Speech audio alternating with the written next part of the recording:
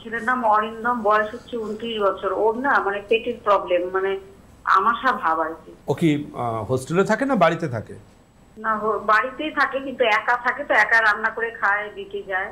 বাড়িতে water filter লাগাননি কেন এখনো? ইলেকট্রিকে চলা? না, ও বাড়িতে মানে ভাড়া থাকে আর কি। আমরা তো ভাড়া বাড়িতে ওয়াটার ফিল্টার লাগাচ্ছে না কেন? পেটের প্রবলেম মানে আমি কি করে জানছি? আমি কি করে জানছি ওয়াটার ফিল্টার নেই? আমি কি করে বলছি এখানে বসে? জানবেন পেটের প্রবলেমের 99% কারণ জল।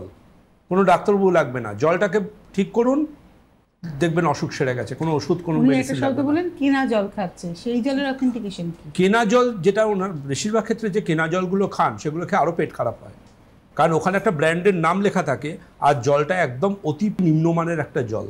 ওই জল আমরা বহু টেস্ট করেছি বহু জায়গাতে, অতি নিম্নমানের, প্রচুর জীবাণুযুক্ত একটা জল। সুতরাং কেনা জল খাওয়া মানে ওই বড় বড় ডাব্বার যে জলগুলো, ওগুলো কিন্তু নয়। আপনাকে জল যদি খেতেই হয়, জলের এক নাম জীবন আর এক নাম মৃত্যু, আমরা ডাক্তারবাবুরা বলি। জলের বিষয়ে সচেতন না হলে টাইফয়েড থেকে শুরু করে ভিব্রিও কলেরি থেকে শুরু করে প্রচুর পরিমাণ ব্যাকটেরিয়া, প্রচুর পরিমাণ অর্গানিজম আপনার শরীরে আসতে পারে। সুতরাং আমার কাজ আপনাকে সতর্ক করা।